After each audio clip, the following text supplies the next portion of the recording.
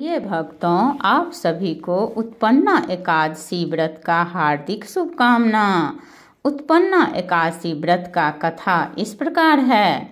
एक बार श्री कृष्ण भगवान बोले कि हे अर्जुन, एकादशी व्रत का फल हजारों यज्ञ के फल से भी अधिक होता है। ऐसा सुनकर अर्जुन ने कहा, हे आपने इस एकादशी के पुण्य को अनेक तीर्थों के पुण्य से श्रेष्ठ तथा पवित्र क्यों बताया है, सो सब कहिए। भगवान बोले कि हे अर्जुन, सतयुग में एक भयंकर मूर नाम का दैत्य था। उस मूर दैत्य से सभी देवता अत्यंत भयभीत थे। दैत्य ने इंद्र आदि देवताओं को जीत कर उन्हें उनके स्थान से गिरा दिया।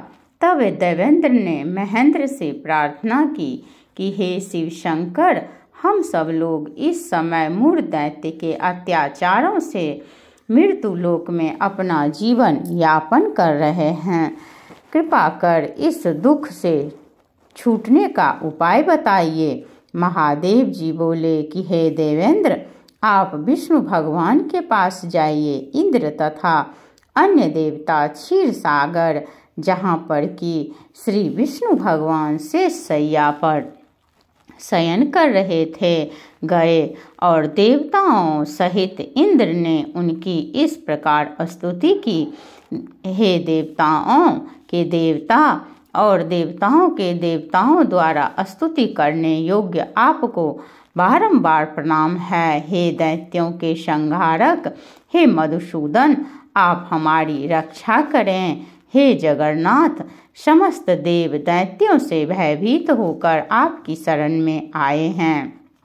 आप ही इस संसार के कारक और कर्ता हैं, सबके माता पिता हैं, जगत की उत्पत्ति, पालन और संहार करता तथा देवताओं की सहायता करने वाले और शांति प्रदान करने वाले हैं।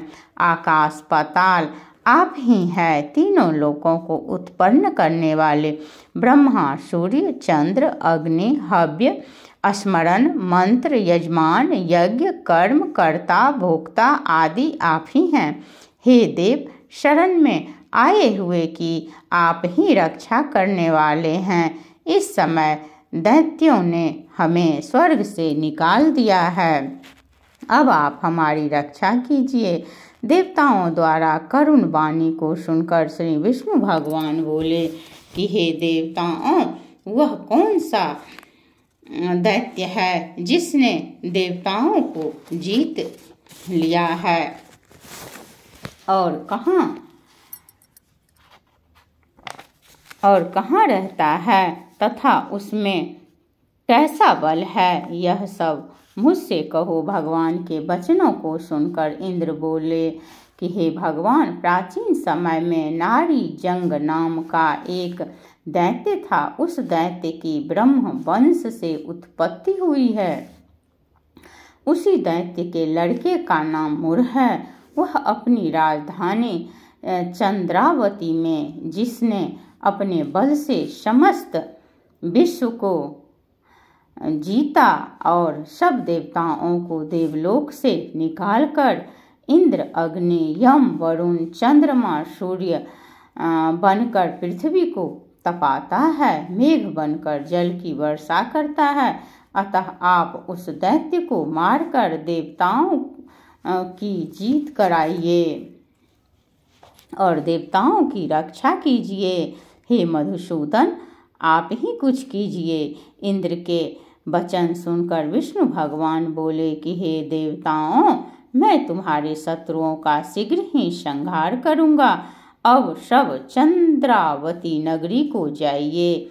इस प्रकार भगवान विष्णु देवताओं से कहकर उनके पीछे पीछे चंद्रावती नगरी को चल दिए। उस समय मूढ़ अनेक दैत्यों के साथ युद्ध भूमि में गरज रहा था। युद्ध होने पर असंख्य दानव अनेकों अस्त्र शस्त्रों को धारण कर देवताओं से युद्ध करने लगे, परंतु देवता दानवों के आगे एक क्षण भी न ठहर सके। तब भगवान भी युद्ध भूमि में आ गए। भगवान विष्णु को देखा तो उन पर अस्त्र शस्त्रों का प्रहार करने लगा। भगवान भी चक्र और गदा से उनके शस्त्रों को नष्ट करने लगे।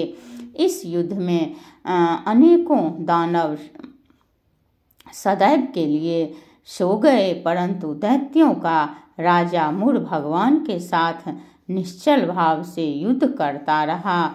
भगवान विष्णु मुर को मारने के लिए जिन जिन शस्त्रों का प्रयोग करते, वे सब उनके तेज से नष्ट होकर उस पर पुष्पों के समान गिरने लगे।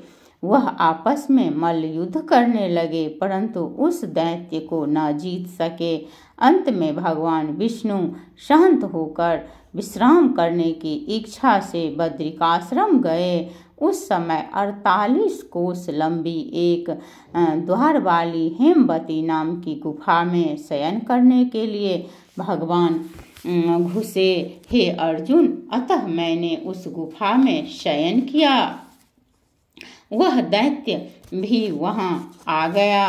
मुझको शयन करता देख मारने को तैयार हो गया। उसी समय मेरी देह से एक अत्यंत सुंदर कन्या दिव्य अस्त्र धारण करके उत्पन्न हुई और दैत्य के सामने आकर युद्ध करने लगी। वह दैत्य इस कन्या से लगातार युद्ध करता रहा। कुछ समय बीतने पर इस कन्या ने क्रोध में आकर उस दैत्य के अस्त्र शस्त्रों के टुकड़े टुकड़े कर दिए, रथ तोड़ दिया।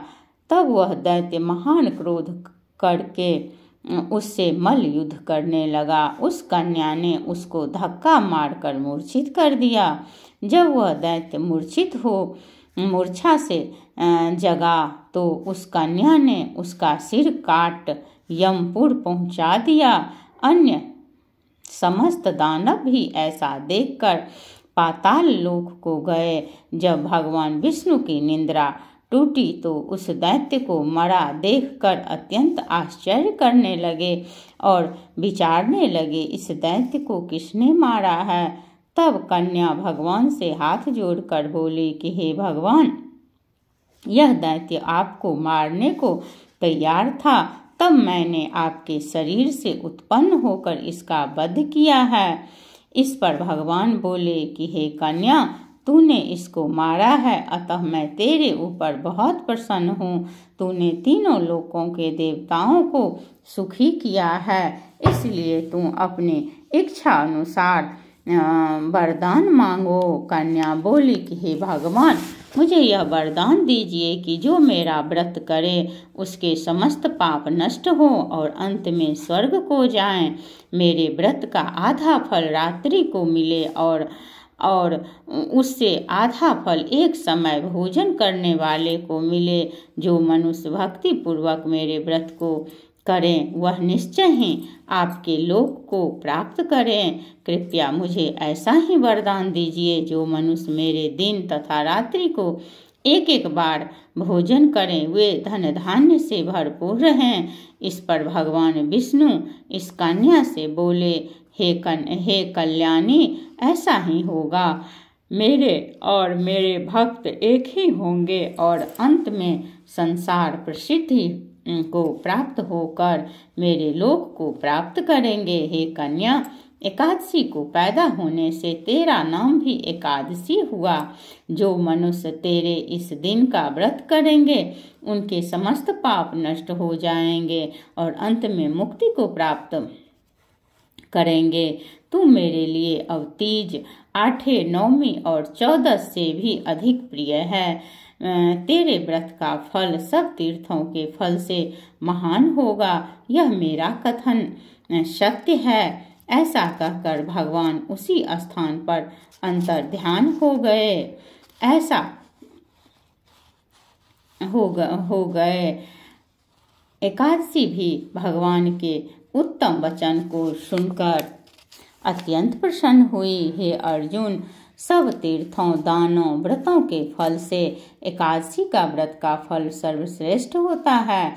मैं एकादशी व्रत करने वाले मनुष्य के शत्रुओं को विघ्नों को नष्ट कर देता हूँ और उन्हें मोक्ष दिलाता हूँ। अर्जुन, यह मैंने तुमसे एकादशी की उत्पत्ति के बारे में बतलाया है। एकादशी पापों को नष्ट करने वाली और सिद्धि को देने वाली है। उत्तम मनुष्य को दोनों पक्ष की एकादशी का व्रत समान समझना चाहिए। उसमें भेदभाव मानना उचित नहीं है। जो पुरुष विष्णु भक्त हैं उनको धन्य है। जो मनुष्य एकादशी महात्म को श्रवण व पठन करते हैं उनको अश्वमेघ यज्ञ का फल मिलता है। जो मनुष्य भक्ति पूर्वक कथा सुनते हैं वे विष्णु लोक को जाते हैं और करोड़ों वर्षों तक उनकी उस जगह पूजा होती है। जो एकादशी महात्म के चौथाई भाग को सुनते हैं उनके ब्रह्म हत्या आदि के पाप नष्ट हो जाते हैं। विष्णु धर्म के समान संसार में कोई दूसरा धर्म नहीं है और